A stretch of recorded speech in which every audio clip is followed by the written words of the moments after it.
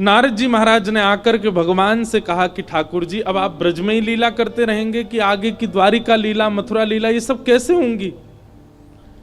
ठाकुर जी बोले, सांची पूछो नारद, तो मैं भूल चुका हूं कि मैं परमात्मा हूं, मैं भूल चुका हूं कि त्रिलोकी स्वामी हूं। आप सब देवता मंत्रणा करके कुछ ऐसा व्यवस्था करो ना कि कोई और संभाल ले वैकुंठ को, कोई और कर ले आगे की लीला। मैं इन ब्रजवासियों के बगैर रह नहीं पाऊंगा, और मैं तो फिर भी चला जाऊंगा क्योंकि मैं परमात्मा हूं, मेरे अंदर मोह नहीं है। पर ये ब्रजवासी, इनको तुमने झूठे को जाकर अगर बोल दिया ना कि श्री कृष्ण जा रहे हैं, इनके प्राण निकल जाएंगे। मुझे जाता हुआ देखना तो इनके लिए सबसे बड़ा दुर्भाग्य होगा। नारद जी ने बैठ करके भगवान से बहुत देर चर्चा की और ठाकुर जी से कहा, नाथ आपको आना पड़ेगा और कोई उपचार नहीं।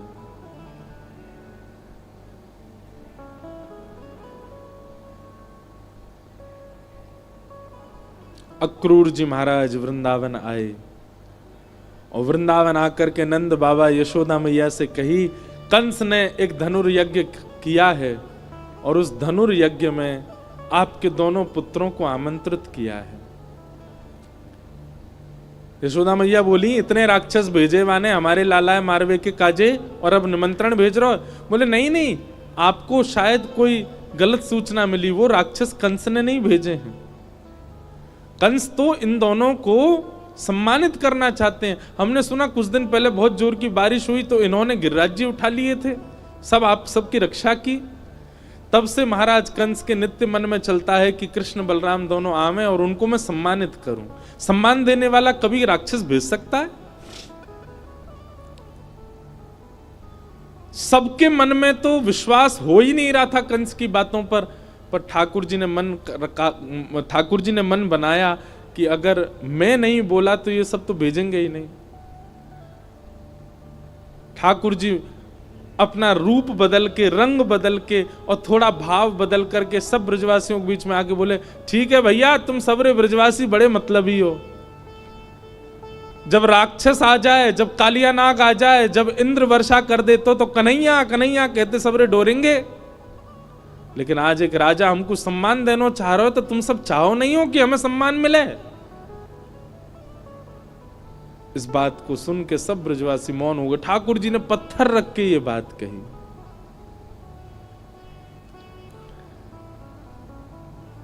अक्रूर जी महाराज ले जाने के लिए आए हैं श्री ठाकुर जी को।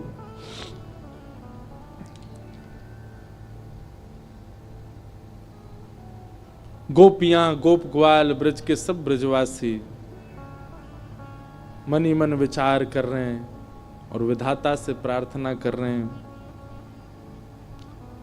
कि अहो विधाता स्तवन क्वचित् दया संयोज मैत्र्या प्रणयेन देहिना।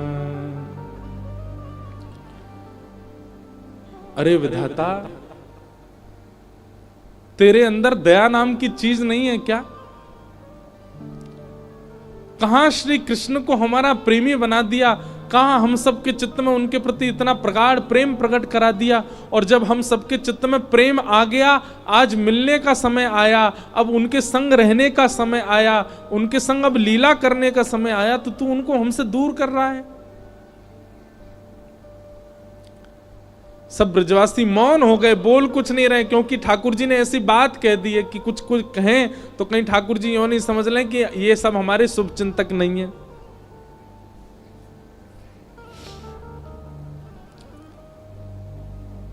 सब ब्रजवासी आज अपने घर नहीं गए, नंद भवन के द्वार पर बैठे हैं और पूरी रात सब सूर्य नारायण से प्रार्थना कर रहे हैं, हे सूर्य नारायण, आप कल उदित मत होना, क्योंकि आपके उदित होते ही लाला हमें छोड़ के चलो जाएगो। रात में यशोदा मैया श्री ठाकुर जी को अंग से लगा करके सो रही है, लिपट के सोते हैं मैया से। मैया को तो थोड़ी घबराहट हो रही है कि मेरो लाला 2 दिन के काजे मथुरा जा रहा है, पर ठाकुर जी के हृदय में तो इतनी वेदना है, इतनी वेदना है। बार बार मैया के वक्ष में अपना मुख रख देते हैं और बार बार मैया के तन की सुगंधी को ठाकुर जी भीतर लेते हैं, रोने लग जाते हैं, नेत्रों से अत्यंत आंसू गिरते हैं कि अब ये सुगंधी मुझे कभी नहीं आएगी। अब मुझको नींद कैसे आवेगी मैया से लिपटे बगैर? मैं कैसे बताऊं मैया को कि मैं छल कर रहा हूं इनके संग, अब मैं चलो जाऊंगा। मैया के एक एक अंग का स्पर्श ठाकुर जी अपनी स्मृति में ले रहे हैं। मैया के हाथ कैसे, मैया को वक्ष कैसो, मैया को मुख कैसो, मैया को पेट कैसो, मैया के चरण कैसे, ताकि जब जब याद आवेगी मथुरा जावे के बाद तब तब अपने हाथन को स्पर्श करके स्मरण कर ले करूंगा।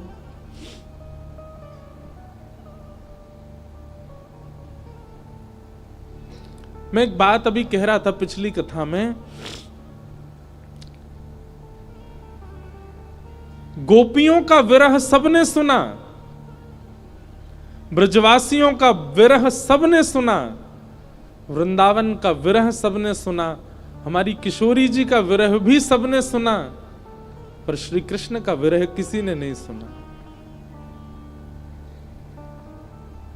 गोपियां वेदना में हैं, ब्रजवासी वेदना में हैं, वृंदावन वेदना में हैं, सब सखियां वेदना में हैं, श्री जी भी वेदना में हैं, पर किसी ने यह विचार क्यों नहीं किया कि कृष्ण भी तो वेदना में है? और मैं व्यास मंच पर बैठ करके कह दूं, संत जनों के सानिध्य में मेरे मुख से निकल रही है ये बात, ब्रजवासी, ब्रज गोपिकाएं, वृंदावन आदि आदि जितने भी विरह हैं, इन सब का विरह एक पडले में रख दो और श्री कृष्ण का ब्रज के प्रति विरह एक पडला में रख दो। कृष्ण का विरह भारी है, पर क्योंकि वे पुरुष हैं इसलिए उनका विरह छुपा हुआ है।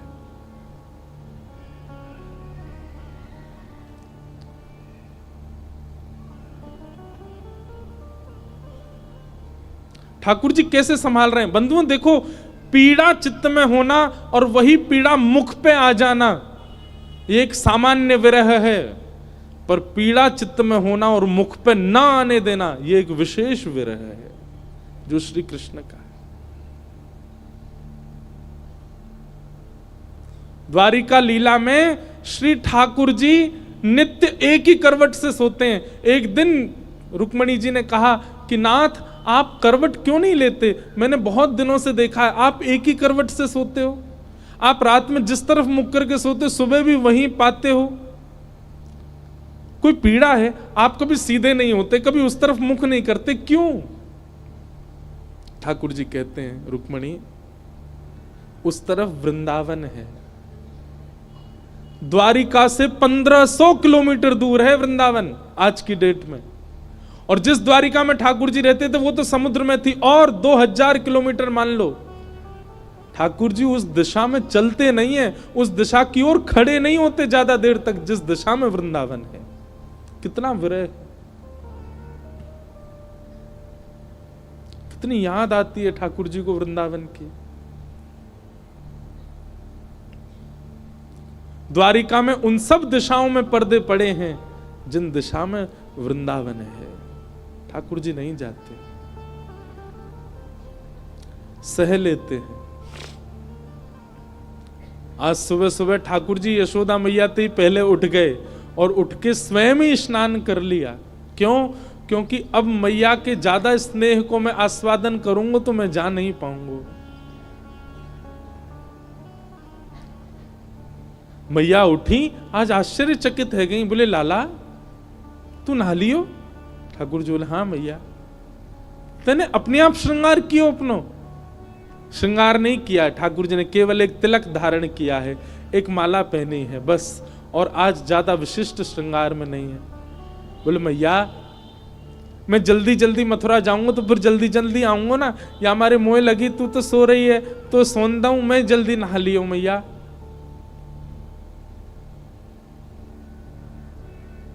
यशोदा मैया थोड़ी सी विचलित तो हुई आज तक ऐसा नहीं हुआ था। ठाकुर जी ने मन में विचार किया, अक्रूर जी से जाके कहा, अभी ब्रह्म मुहूर्त है, सुबह की बेला है, सब ब्रजवासी अभी सो रहे होंगे, मैया यशोदा नंद बाबा उठ जाएं, केवल इनको प्रणाम करके हम चलें मथुरा की ओर। अक्रूर जी महाराज बोले, जी भगवान। जैसे ही जाकर के द्वार खोला ठाकुर जी ने, असंख्य गोपियां, असंख्य ग्वाल, सब ब्रजवासी, गैया, सब खड़े हैं वहीं पर। और द्वार खुलते ही किसी के मुख से स्वर नहीं निकल रहा, पर नेत्रों से आंसू गिर रहे हैं। ठाकुर जी कह रहे हैं, अरे तुम सबरे सोए ना, तुम सब गए ना? अरे भैया इतना उदास काय को है रहे हो, इतना रुदन काय को कर रहे हो? मैं आ जाऊंगा ना, परसों आ जाऊंगा ना मैं। 2 दिना की तो बात है, ऐसे निकल जाएंगे 2 दिना तो।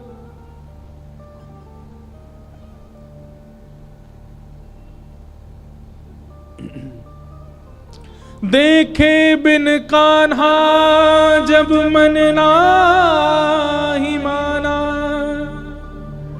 इन आंखों से आज हमने ब्रह्म पहचाना।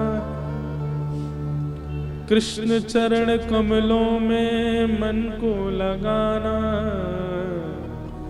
इन गोपियों का ताना ये उल्हाना, दर्शन का बहाना है। गोपियां बहाने बना बना करके आती हैं। घर में मक्खन धरोए फिर भी जबरदस्ती मक्खन लेवे जामे कि या बहाने कन्हैया दिख जाएगो। घर में गैया बंधी है, गोबर धरोए, पर गोबर लेवे के काजे जबरदस्ती नंद भवन में भीतर घुसे कि कन्हैया दिख जाएंगे। इन बहानों से श्री कृष्ण को नित्य देखने वाली गोपियां वो 2 दिन बिना कृष्ण के कैसे रहेंगी? भगवान के सखा मधुमंगल, श्री दामा, तन सुखा, मन सुखा, धन सुखा, सुबल, तोष, सब एक कोने में बैठे। मधुमंगल आके बोले लाला तू जा तो 2 दिना को रहो, लेकिन तने एक बार भी विचार नहीं कियो ये श्री दामा ये सुबह उठते या को नियम है 11 वर्ष थे। भगवान के अधिकतर सखा सब ठाकुर जी से बड़े हैं उम्र में। हमारो नियम है 11 वर्ष थे। हम रोज सवेरे उठ करके आंख बंद करके पहले नंद भवन आमे, सबसे पहले 13 मुखमंडल देखें, वाके बाद जलपान करें लाला। तो देखे बगैर हमारे जल हलकते नीचे ना उतरे। और तू 2 दिना के काजे हमें छोड़ के जा रहा हो, हम कैसे जीवित रहेंगे? ठाकुर जी स्तब्ध हो रहे हैं, मौन हो रहे हैं। कहां समझाएं, अब शब्द नहीं है ठाकुर जी के पास। भगवान किशोरी जी के पास गए, चरणों में प्रणाम किया। राधे राधे, ये स्तुति ठाकुर जी ने ही गाई है, आज भी बरसाने में गाते हैं सब। ठाकुर जी गा रहे हैं राधे राधे करुणामयी कृष्ण प्यारी, मेरी सुधली जो श्री वृषभानु दुलारी, मेरी सुधली जो श्री वृषभानु दुलारी। हे श्यामा जी, आप तो सब जाने, इस विश्व के कल्याण के लिए, उद्धार के लिए मेरो ब्रज से जानो कितनो जरूरी है। आप तो सब जाने श्यामा जी, मुझको आज्ञा दो। हे मनोहारिणी रासेश्वरी रस रूपा, हे रासेश्वरी रस रूपा, ब्रज विलासिनी ब्रज भामिनी ब्रज की भूपा, ब्रज विलासिनी ब्रज बासन ब्रज की भूपा, ललितादिक सहचरी सर्वज्ञ स्वरूपा, ललितादिक सहचरी सर्वज्ञ स्वरूपा, मेरी सुधली जो श्री वृषभानु दुलारी, ओ मेरी सुधली जो श्री वृषभानु दुलारी। हे श्यामाजू, बस आगे की यात्रा में आप मुंह पे दृष्टि रखी हो। ठाकुर जी बिना नेत्र मिलाए चर्चा कर रहे हैं। किशोरी जी कह रही हैं, श्याम सुंदर या को उत्तर मुंह कहां देना चाहिए, आप ही बता के जाओ। ठाकुर जी बोले क्यों? बोले प्रेमी यदि जा रहे हो है तो दूसरों प्रेमी वाकु रोके नहीं, तो फिर प्रेम काय बात को? प्रेमी जा रहा है तो प्रेमी तो वाकु रोकेगो, लेकिन आप शुभ कार्य के लिए जा रहे हो, मानव कल्याण के लिए जा रहे हो, और शुभ कार्य में यदि कोई जा रहा हो तो उसको टोकना नहीं चाहिए। आप जा रहे हैं विश्व के कल्याण के लिए, मैं आपको रोकूं कैसे, मैं टोकूं कैसे? और मेरो प्रेमी जा रहा है और मैं रोकूं नहीं तो प्रेम कैसा? मुझे कहा करना चाहिए श्याम सुंदर, आप बता के जाओ। आपको आज्ञा दे दूं तो फिर मैं प्रेमी कैसी, जो अपने प्रेमी को दूर जावे की आज्ञा दे रही हूं? मैं टोक दूं, रोक दूं तो शुभ कार्य में टोक लग जाएगी। और मैं कछु ना कहूं तो प्रेमी जा रहा और मैं कछु ना कहूं तो फिर प्रेम कैसा? मैं कहां कहूं, मुझे कहां उत्तर देना चाहिए? हे श्याम सुंदर बता के जाओ। ठाकुर जी कुछ नहीं बोले, बस चरणों की ओर देखते रहे किशोरी जी की, और रथ में विराजमान हो गए। निर्वाक हैं, निरुत्तर हैं, निरशब्द हैं। रथ जैसे ही आगे बढ़न लगो, सब ब्रजवासियों के नेत्र सजल हो गए। नेक दूर गयो। यहां अक्रूर जी ने इतनी देर में यशोदा मैया को सब सच बता दिया था। मैया, जे तुम्हारो लाला ना है, जे देवकी को लाला है। कंस से रक्षा के लिए 11 वर्ष पूर्व वसुदेव जी इस बालक को लेकर के आपके पास आ गए थे, और आपकी बालिका ले जाकर के कंस को दी थी, जो कि अष्टभुजी देवी बन गई थी। अब जे लाला अपनी जन्मदात्री मैया के पास जा रहा हो, मैया है सके कि अब लौट के नहीं आवे। आप कृपा करो। अक्रूर जी को नहीं बताना चाहिए था यशोदा मैया को, पर उन्होंने बता दिया। मैया को तो रक्त ठंडो पड़ गयो, पैर के नीचे से जमीन खिसक गई।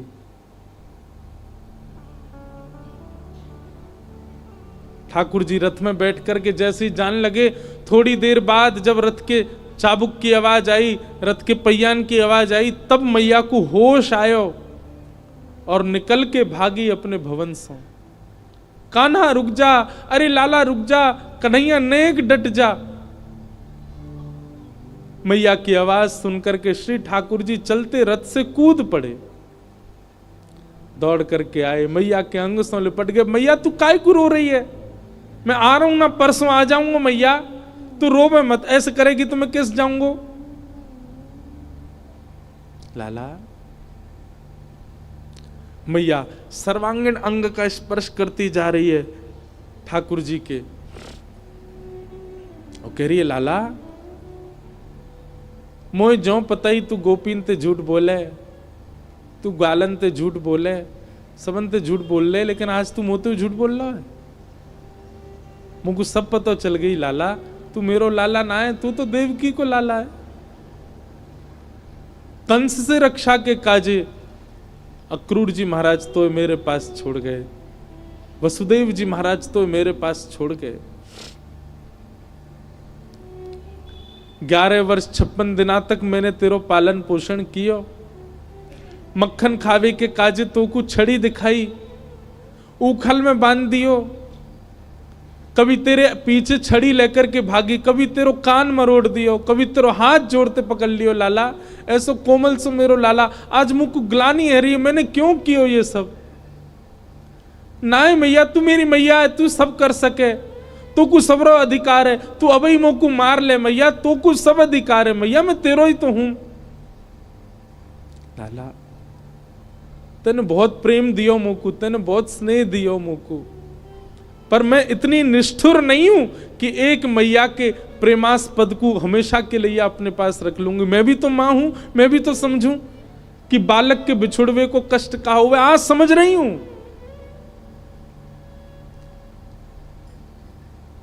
मैंने तो फिर भी तेरो संपूर्ण बालपन देखो, पर जाने तो जन्म दियो वह देवकी मैया ने तो पूरा जीवन कारागृह में निकाल दियो। और आज भी अगर मैं तो को रोक लूंगी लाला, तो मैं देवकी के संग बहुत बड़ा अत्याचार करूंगी। वैसे तो में मेरे प्राण बसे, है सके कि तू यहां तक गयो और शायद है सके कि मैं जीवित हूं ना बचूं लाला, लेकिन अब समय देवकी को प्रसन्न करवे को है। तू जा, मुझको एक वचन देके जा लाला, तू देवकी को नहीं बताइयो मैंने तेरो हाथ पकड़ो, कान मरोड़े, तो को उखलते बांधो, और दूसरो वचन देके जा लाला।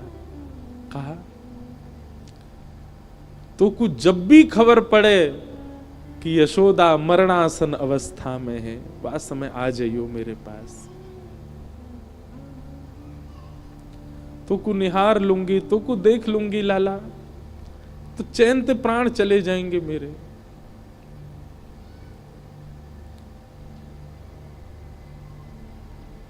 ठाकुर जी लिपट गए यशोदा मैया से, सब खड़े रो रहे हैं, अक्रूर जी तक रुदन कर रहे हैं जो ठाकुर जी को लेने आए। ठाकुर जी बोले मैया तू ब्रजवासी ने मत बताइयो ये बात, ये सब प्राण त्याग देंगे अपने, इन्हें तू यहीं रहने दियो कि मैं परसों आ जाऊंगा। और मैया तू अपना ध्यान रखियो, मैं आ जाऊंगा जल्दी। चरणों में प्रणाम करके जैसे श्री कृष्ण मुड़े हैं रथ की ओर, यशोदा जी मूर्छित हो गए। ठाकुर जी ने गोद में भर लिया, सब ब्रजवासियों से कहा मैया को संभालो। सब ब्रजवासी संभालने लगे। बार बार ठाकुर जी मन में विचार करें मैं नहीं जाऊं, पर ब्रह्मांड दिखाई देवे, त्रिलोकी दिखाई देवे, द्वारिका दिखाई देवे, जीव उद्धार दिखाई देवे, हम मानवन को कल्याण दिखाई देवे, गीता को उपदेश दिखाई देवे, महाभारत को युद्ध दिखाई देवे, अर्जुन पे कृपा दिखाई देवे। इन सब के आगे ब्रज का प्रेम तोलने का विषय नहीं है, पर अगर ये प्रेम को त्याग नहीं कियो तो वो सब नहीं है पाएगा। कलयुग में सब लोग प्रेम जानने वाले समझने वाले नहीं हैं, सब स्वार्थ से मेरी भक्ति करेंगे। ऐसे स्वार्थियों के लिए भी मुझे कुछ ज्ञान तो देना पड़ेगा।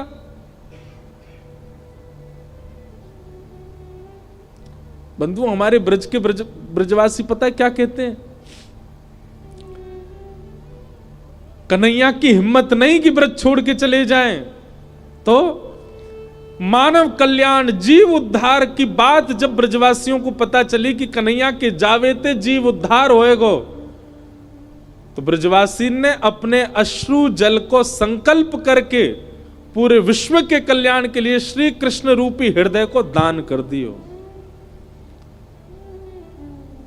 जैसे दान किया जाए अपनी बहुमूल्य वस्तु को, ऐसी ब्रजवासी ने अपने अश्रु जल को हाथ में लेकर के पूरे विश्व के कल्याण के लिए कि जाओ पूरा विश्व अपना कल्याण कर लो, इनकी वाणी सुन के, इनकी लीला सुन के, इनके वचन सुन करके सब लोग तृप्त है जाओ, वैकुंठ और स्वर्ग के गामी बन जाओ।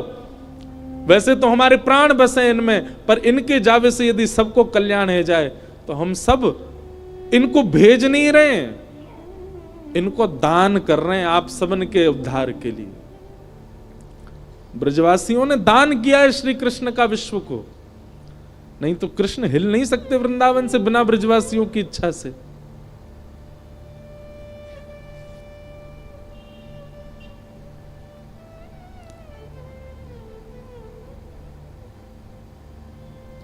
सब देख रहे हैं रथ की ओर।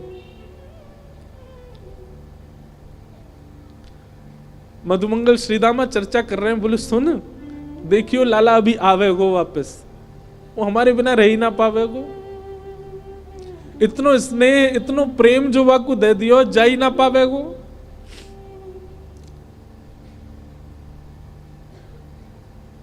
मधुमंगल बोलो श्रीदामा पर ये जा रो है, ये आना रो लौट के। आज हमें लाला पे संशय ना है रो, हमें अपने प्रेम पे संशय है रो कि क्यों ना आ रो जी लौट के। रथ दिखता रहा खड़े रहे, ध्वजा दिखती रही खड़े रहे, और जैसे ही रथ दिखना बंद हुआ, ध्वजा दिखनी बंद हुई, नहीं आए ठाकुर जी लौट के। असंख्य ब्रजवासी वहीं मूर्छित हो गए ठाकुर जी को बिना देखे। नंद बाबा बोले अरे मधुमंगल श्रीदामा, ए भैया ये कहा कर रहे हो, देख परसों आ जाएगा लाला, ये देख सब मूर्छित है गए, जल्दी जा संभालो। सब ब्रजवासी इनको लगायो, कोई जल लेके आ रहा हो, कोई जलपान करा रहा है, गोपीन को ले करके घर की ओर भाग रहे हैं। ऐसी विरह वेदना सबके चित्त में है रही है। अरे केवल मानवों की बात नहीं है, गौशाला में बंदी 9 लाख से अधिक गैया, वो उनके बछड़ा भी दूध नहीं पी रहे हैं आज, उनकी बछिया भी आज दूध नहीं पी रही है। सब केवल अपने कान उठा के श्री कृष्ण को खोज रहे हैं। बंधुओं एक बात कहूं आपसे, लिख लीजिएगा, बद्रीनाथ आपको मुक्ति दे सकता है, जगन्नाथ आपको महाप्रसाद देंगे, द्वारिका आपको सुख देगा, रामेश्वरम आपको पुण्य देगा, वृंदावन केवल विरह दे सकता है। केवल विरह है वृंदावन के पास, केवल प्रेम है वृंदावन के पास। पुण्य की कामना से वृंदावन मत जाओ, वैकुंठ की प्राप्ति की कामना से वृंदावन मत जाओ। वृंदावन केवल विरह समेटे हुए है अपने अंदर।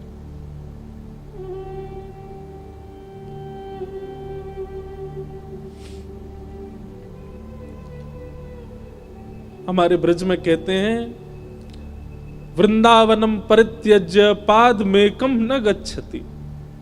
श्री ठाकुर जी वृंदावन छोड़ के एक पग भी बाहर नहीं रखते।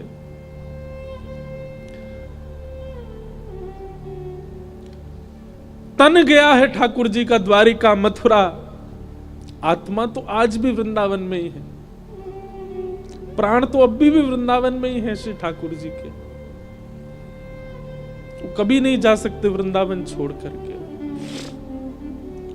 क्यों ब्रजवासियों के प्राण नहीं निकल गए कृष्ण विरह में?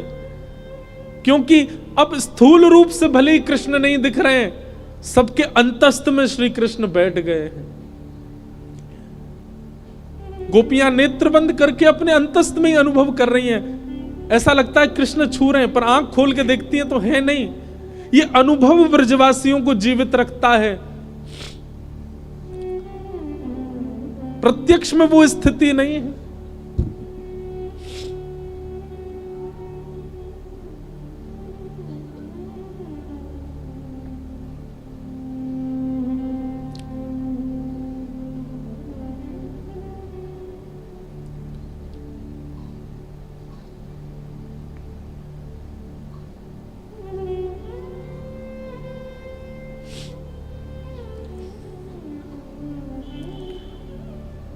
ठाकुर जी मथुरा पहुंचे। मथुरा आकर के श्री ठाकुर जी ने कुबला पीड़ हाथी का वध किया। अब ठाकुर जी की लीला में आपको ऐश्वर्य ज्यादा दिखेगा, क्योंकि प्रेमी श्री कृष्ण तो वृंदावन ही रह गए। ऐसा भी कहूं कि ठाकुर जी का स्वभाव वृंदावन में रह गया, अब प्रभाव आगे आ रहा है। वो चंचलता, वो मधुरता, वो प्रियता, अब सब ठाकुर जी ने उसको गौड़ कर लिया। अब ठाकुर जी परब्रह्म की भांति लीला कर रहे हैं, मानो अपने परब्रह्मत्व पर ही ठाकुर जी को क्रोध आ रहा है कि मैं क्यों हूं जिसके कारण मुझे ब्रज छोड़ना पड़ा। कुबल्या पीड़ हाथी का वध कर दिया, जितने मल्ल थे कंस के रणभूमि में सबको मार दिया ठाकुर जी ने। और 50 सिड्डी ऊपर बैठे हुए कंस को देखा, एक छलांग मार करके ठाकुर जी उसके पास पहुंच गए, दोनों भुजाओं में कंस को उठा करके पृथ्वी पर पटक दिया, गिरते ही कंस के प्राण निकल गए। भगवान तुरंत कारागृह की ओर दौड़े। बंधु, एक बात कहूं, ठाकुर जी का एक खेल है, विरह और संयोग, संयोग और वियोग। जिस किसी को भी संयोग का अनुभव हो रहा है, तैयार रहना, वियोग आएगा जीवन में, क्योंकि ये खेल है श्री कृष्ण का। वो ऐसे ही करते हैं, जिसको संयोग देते हैं उसको वियोग देते ही हैं। और जो कोई भी रुदन कर रहा है, जिसके भी चित्त में वियोग, जिसके भी जीवन में वियोग है, परेशान मत होना, एक दिन संयोग होगा। 11 वर्ष 56 दिन पहले छोटी से एक दिना के ठाकुर जी मैया को छोड़ के चले गए, उनको वियोग दे दिया। कहां तो इतना बड़ा संयोग दिया कि उनके गर्भ से प्रकट हुए, और गर्भ से प्रकट होते इतना बड़ा वियोग दे दिया कि मैया रोती विलकती छोड़ गए। 11 वर्ष 56 दिन तक मैं किसका पक्ष लूं, यशोदा जी का या देवकी का? देवकी मैया रोज कारागृह में खिड़की पे खड़ी हो जाती है, ऊपर साधन नहीं है तो जबरदस्ती घड़े पे घड़ा रख के या कोई ऐसी व्यवस्था करके खिड़की के ऊपर खड़ी हो जाती है, और वहां से वृंदावन से आने वाले लोगों को बुलाती है। बोले सुनो, कहां ते आ रहे हो? बोले हम तो वृंदावन ते आ रहे हैं। अच्छा, तुमने वृंदावन में कुछ देखो? अरे बड़ी सुंदर लता, गुल्म, यमुना जी, ऐसी रेणु, ऐसी गैया, ऐसे गोप ग्वाल। देवकी मैया बोले सबसे सुंदर कहा है वृंदावन में? मैया सबसे सुंदर तो यशोदा को लाला है। अरे मैया कैसो चले, कैसी बात बनावे, कैसे नैन मटकावे, वाके अंदर तो ऐसी सुगंधी आवे। अरे हम तो सांची पूछो, हम तो भैया देखवे जामे। द्वार वहीं खिड़की पे खड़ी खड़ी देवकी रुदन करती है, मैं कब देखूंगी अपने लाला को? काश इन्होंने यशोदा की लाला की जगह एक बार कह दिया हो तो देवकी को लाला। उनका विरह कम नहीं है। 11 वर्ष 56 दिन कहां ब्रजमंडल में इतना आनंद, इतना सुख, इतने उत्साह। कई लोग मुझे बोलते हैं ठाकुर जी क्यों, कितना बुरा किया ठाकुर जी ने ब्रजवासियों के साथ। ठाकुर जी को देवकी का विरह दिखाई दे रहा है। जहां लाखों नर नारी आनंद कर रहे थे, वहीं एक कारागृह में बैठकर के सिसक सिसक के रो रही है देवकी। पता चला जब देवकी को कि मेरे लाला ने गिरिराज जी उठाए हैं, 7 दिन तक अन्न जल नहीं पाया, केवल जल पी करके व्रत कर रही है कि मेरे लाला स्वस्थ रहे, मेरे लाला को कोई पीड़ा नहीं हो। जैसी पता चलती कोई राक्षस वृंदावन चलो गयो है, देवकी मैया उसी समय तप में बैठ जाती। हे विधाता, आप जैसे कहेंगे वैसे जीवन जीऊंगी, पूरी युवावस्था मैंने जेल में निकाल दी, बस मेरे लाला को स्वस्थ रखी हूं, प्रसन्न रखी। आज 11 वर्ष 56 दिन बाद उस कारागृह में चंदन की सुगंधी आ रही है। उस कारागृह की ओर एक प्रकाश आ रहा है। जैसे देवकी मैया ने कारागृह के द्वार से झांक करके देखा, श्याम वर्ण है, मधुर कटाक्ष नेत्र हैं, अद्भुत अधरामृत है, घुंघराले केश हैं, सुंदर पटका डाले हैं श्री ठाकुर जी। त्रिभंग लली श्याम सुंदर, टेढ़ी सी चाल चलते भय आ रहे हैं मैया की ओर। जैसे ही मैया ने देखा, देखते ही मैया तो न्योछावर हो गई लाला पे। मेरो कन्हैया आ गयो, मेरो लाला आ गयो। जेल के भीतर ही नृत्य करने लगी। ठाकुर जी दौड़े मैया के पास, ताला खोल के भीतर प्रवेश किया। मैया ने अपने अंक में भर लिया। 2 बार मूर्छित हो गई देवकी, ठाकुर जी को अंक में भर के। ठाकुर जी ने बहुत स्नेह किया। मैया ने लाला को हाथ पकड़ लियो और पकड़ करके बोली, लाला अब तू नहीं जाएगो मुझे छोड़ के, कहीं नहीं जाएगो, कभी नहीं जाएगो, वचन दे मुझको, नहीं तो प्राण त्याग दूंगी। ठाकुर जी के चित्त में यशोदा का भी स्मरण होता है। देवकी मैया, मैया मैं तो वचन दे रहा हूं, अब नहीं जाऊंगा, अब तेरे पास आ गया, तेरे पास ही रहूंगा मैं। श्री कृष्ण का विरह कौन सुनाता है? श्री कृष्ण का विरह कौन गाता है? उनकी वेदना कौन समझ पाता है?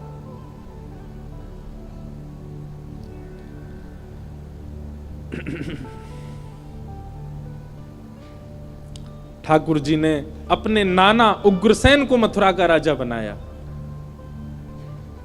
और माता पिता से आज्ञा मान करके बोले, पिताजी अब मैं अध्ययन की इच्छा है मेरे चित्त में, आपकी आज्ञा हो तो मैं पढ़ने जाऊं। वसुदेव देवकी की आज्ञा से श्री ठाकुर जी सांदीपनी गुरुकुल अवंतिका उज्जैन पढ़ने के लिए गए और वहां सांदीपनी उपाध्याय के यहां श्री ठाकुर जी ने संपूर्ण शिक्षा ग्रहण की। वहीं ठाकुर जी को सुदामा नाम के मित्र मिले। लौट करके भगवान आए, उद्धव जी महाराज को